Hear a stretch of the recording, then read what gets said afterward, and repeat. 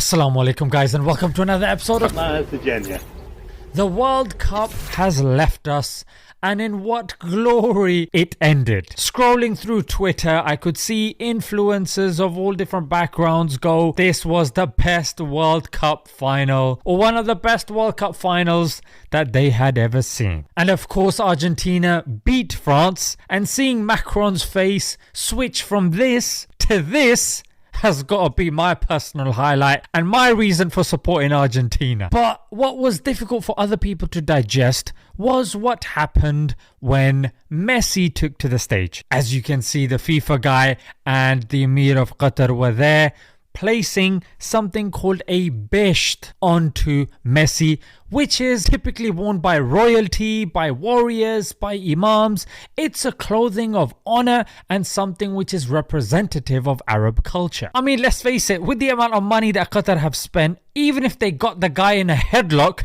it probably would have been justified. So this was a way of, number one, them honoring the winner. Number two, sharing their culture, humanizing and normalizing a group of people that objectively get demonized in the Western media. And having spent billions, some say like 200 billion, God knows mate, but I think that earns them the right to do something positive for their culture, mate. But the BBC commentators, headed by of course Gary Lineker, and not to mention papers like the Daily Mail, Daily Star, Telegraph, got hella triggered, Let me first deal with the papers. They were using words like bizarre, forced, ruined. And the BBC commentators, just have a listen yourself. Seems a shame in a way that they've covered up Messi in his Argentina shirt. Just why? No reason to do that. So there's two options here, Either they didn't know, which I don't think you can take that opinion, because if you don't know, you ask questions like, why are they putting that there? Is it because of this?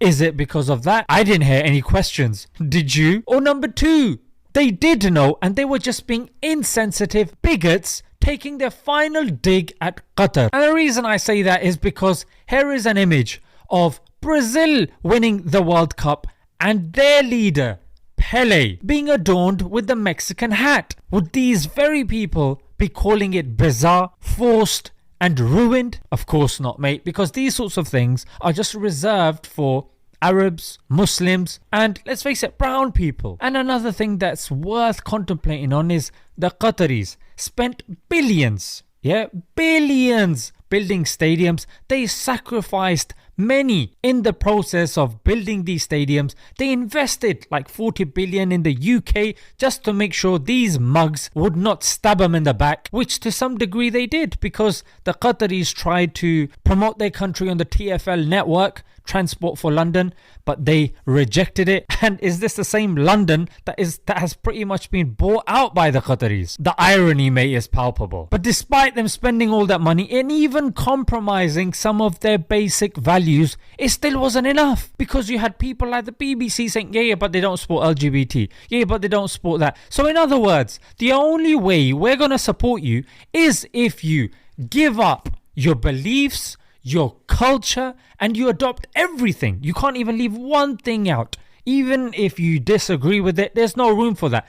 That's liberalism, guys. That's liberalism in a nutshell. How does this apply to you and me? Don't be ashamed of your religion. Don't hide, because you might say, I'm not going to pray in front of them. I'm going to go to the pub and order an orange juice. No, it's never going to stop. And to drive this point home, look at what the goalkeeper of Argentina did. And their reaction? They just laughed it off. They didn't call it bizarre, forced. Because I felt that I was forced to watch something. I felt it ruined my time. If I had kids there, I'd feel disgusted. Because that's something that liberalism would just laugh at. How hypersexualization. Pretending that, the award. The first thing that came into this goalkeeper's mind was, hey, a private part. Sickening human being. Hey, there are political leaders behind me. Wow, that's weird, mate. That shows that this guy needs psychological help, if that's the first thing that popped into his head. What a weirdo. And another point to drive the point home, as the World Cup ended, they had BBC, they had the highlights, and in the highlights, despite people saying don't politicize football, I mean, you can never say that again. So they ended with a montage. that had an LGBTQ song. They showed an Iranian woman's sign. They had the LGBT mouth cover of the German team. They had the BLM knee. But the most celebrated cause, the most celebrated people that are suffering, the Palestinians, there were proclamations of Free Palestine, there were flags in every single match. But the BBC, no, they wouldn't show that, mate. In fact, let me show you their mentality, because it's selective outrage. That's what it is. I mean, you can see this headline first, which is them being honest, and then they changed it because their Zionist handler said, what the heck are you doing, mate? Don't bite the hand that feeds you. So guys, I want to say Alhamdulillah that we had a period of time in which we were able to showcase our religion and show people the beauty of Islam. And a lot of people that went there with an open heart, and some accepted Islam, some left with a reduced bias, but many people have seen the beauty that Muslims have to offer. Let's leave it there. Until next time. Assalamu alaikum.